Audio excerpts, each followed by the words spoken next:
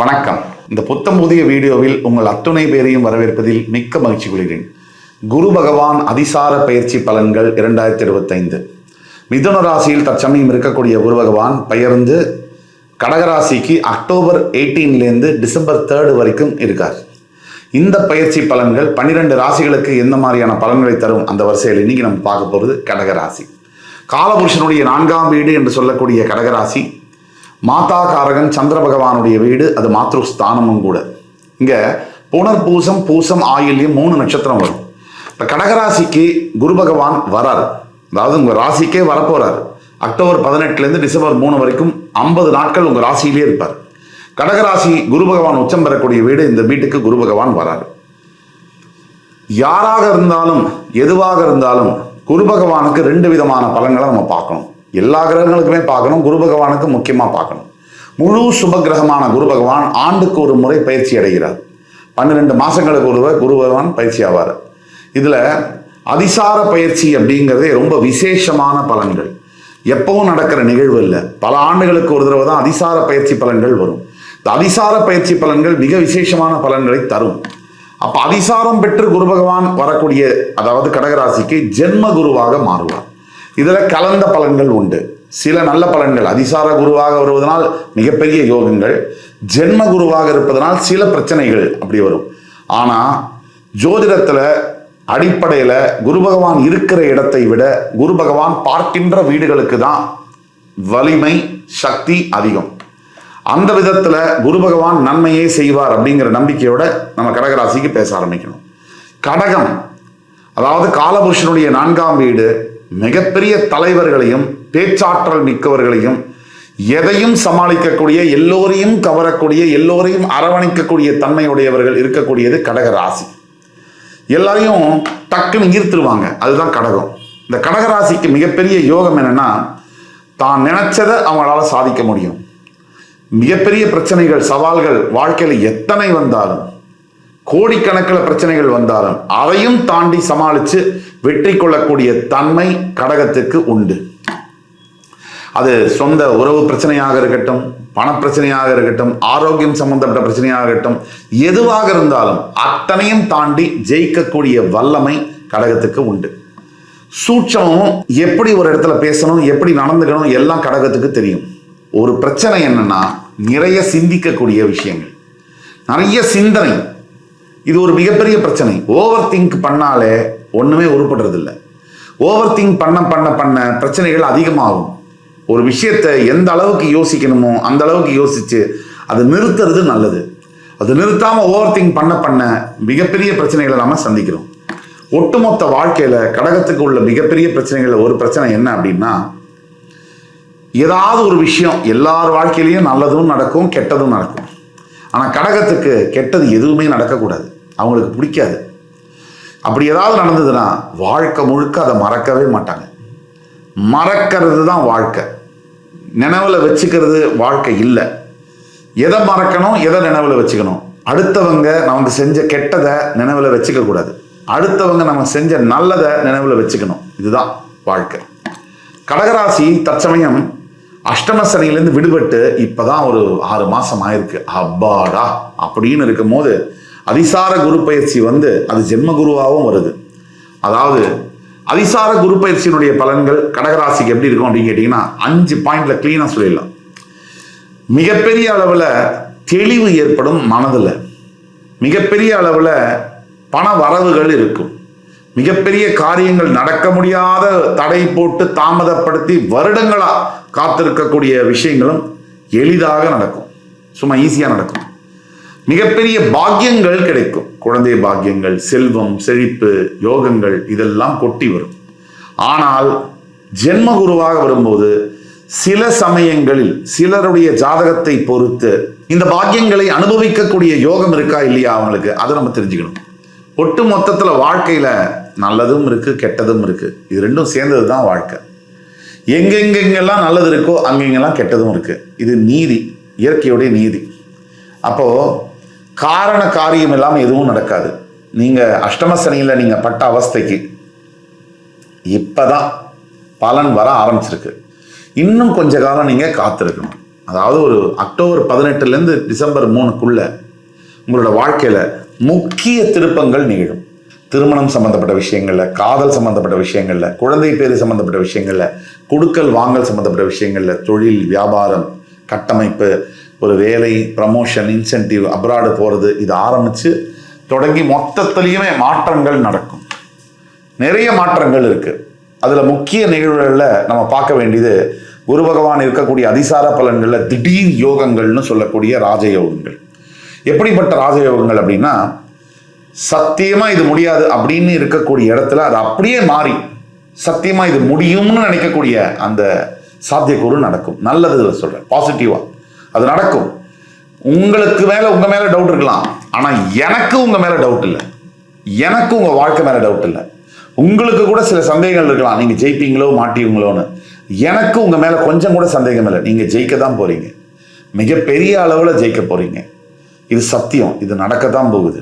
நடந்தப்பறம் நீங்க எனக்கு கால் பண்ணி சொல்லலாம் இந்த மாதிரி நடந்ததுன்னு. ஆனா அதிசார பலன்கள்ல மிகப்பெரிய ராஜயோகங்கள்னு சொல்லக்கூடிய பதவிகளை தரக்கூடிய, அந்தஸ்தை தரக்கூடிய, மிகப்பெரிய இடத்துல திருமணம் முடிக்கக்கூடிய, அருமையான மணமகன் மணமகள் கிடைக்கக்கூடிய, கணவன் மனைவி கிடைக்கக்கூடிய, பிரிஞ்சு போன உறவுகள் ஒன்றாக சேரக்கூடிய, சத்தியமா டைவர்ஸே போட்டாச்சு, முடிஞ்சே போச்சு அப்படின்னு நினைச்ச ஃபேமிலியில திடீர்னு புருஷன் முன்னாடி ஒன்னா சேர்ந்தாங்கன்னா அப்ப எப்படி இருக்கும்னா, ஒத்துமையா, முன்ன இல்லாத அளவுக்கு ஒத்துமையோட. அதுதான் இப்போ நிறைய ஜனங்கள்கிட்ட வேற்றுமை, ஹேட்ரட், நிறைய வெறுப்பு இதை பரவிட்டே வருது. நிறைய எல்லா விஷயத்துக்கும் வெறுப்பு, கோபம், சத்தம் போடுறது, சண்டை போடுறது, இதெல்லாம் ஜனங்களுக்கு அன்றாட வாழ்க்கையிலேயே பழகிருச்சு. ஒரு 30 வருஷத்துக்கு முன்னாடி போய் பார்த்தீங்கன்னா சண்டை அப்படின்னு ஒரு குடும்பத்தில் வருதுன்னா அது எப்பயாவது தான் வரும். அது சாதாரண விஷயத்துக்கு வரவே வராது. மனிதர்களுடைய யதார்த்த வாழ்க்கையே அப்படி இருந்தது. இன்னைக்கு காலகட்டங்களில் இந்த சண்டை அப்படிங்கிறது ஒரு தினசரி சாப்பாடு மாதிரி ஆயிடுச்சு. கணவன் மனைவி இடையே அந்த காலத்துல சண்டை வருதுன்னா ஒரு 5 வருஷத்துக்கு ஒரு தடவை, 2 வருஷத்துக்கு ஒரு தடவை மினிமம் சொல்றேன், இந்த அளவுல தான் வரும். இப்ப 2 நிமிஷத்துக்கு ஒரு தடவை சண்டை வர்றதுக்குண்டான காரணம் என்ன அப்படின்னா, சகிப்புத்தன்மை இல்லை, சந்தோஷமா வாழணுங்கிற எண்ணமே இல்லை, தன்னையும் சிரமப்படுத்திக்கிட்டு தான் கூட இருக்கிறவங்களையும் சிரமப்படுத்துற மனப்பான்மை இன்னைக்கு ஜனங்கள்கிட்ட இருக்கு. இது கணவன் மனைவி கிட்ட மட்டும்தான் இருக்குன்னு சொல்ல முடியாது. அப்பா பையன்கிட்ட, அம்மா பொண்ணுகிட்ட, எல்லாருக்கிட்டையுமே இது பரவி இருக்கு. இந்த நெகட்டிவ், அதாவது நம்மளை சுத்தி நடக்கக்கூடிய நெகட்டிவான விஷயங்களோட தாக்கம் ஒவ்வொரு மனிதர்கிட்டையும் இருக்கு. பேப்பர் எடுத்தா நெகட்டிவ் நியூஸ், டிவியை போட்டா நெகட்டிவ் நியூஸ், சீரியலை திறந்தா அதை விட கேட்க வேண்டாம், எல்லாமே நெகட்டிவ். குடும்பத்தோட உட்காந்து அழுகிற மாதிரி இருக்கு. படத்தை போட்டா சண்டை, குத்து, வெட்டு, ரத்தம். இப்ப எங்க மனுஷங்க நல்லதை எப்ப கேட்க முடியும், நல்லதை எப்ப பேச முடியும், நல்லதை எப்ப நினைக்க முடியும், நல்லதை எப்ப செய்ய முடியும்? இந்த கேள்விக்கான பதிலே இல்லை. அந்த கேள்விக்கான பதில் தான் கடகராசிக்கு அக்டோபர் 18 டிசம்பர் 3 நடக்கும். எல்லாமே நல்லது, பார்க்கறது, பேசுறது, நினைக்கிறது, பேசுறது, சொல்றது, செய்யறது எல்லாமே நல்லது. அப்படி நடந்தா வாழ்க்கை எப்படி இருக்கும்? அதுதான் அதிசார பயிற்சியுடைய பலன். அதுக்கப்புறமா ஜென்ம குருனால உடல் ஆரோக்கியத்தில் கவனம் தேவை. அது மட்டும் இல்லை, தாயாருடைய உடல்நிலையிலும் கவனம் தேவை. இதை தவிர வேற எந்த பிரச்சனையும் ஜென்ம குருனால வராது. கையில காசை அனாவசியமா செலவழிச்சிங்கன்னா ஜென்ம குருவும் தேவையில்லை, எந்த குருவும் தேவையில்லை, கட்டாயம் பிரச்சனை வரும். கையில் இருக்கிற காசை விட்டுட்டு இது ஜென்ம குரு அதிசார குருன்னு சொல்லி பிரயோஜனம் இல்லை. காசை காப்பாற்றிக்கிறது அவங்கவுங்க கையில் இருக்கு. சம்பாதிக்கிற காலத்தில் காட்டு இருக்கும் போதே தூத்திக்கணும், காட்டு இருக்கும் போது தூற்றிக்கொள்ளுன்னு சொல்ற மாதிரி நீங்க சம்பாதிக்கிற காலத்தில் சேர்த்து வைக்கணும்.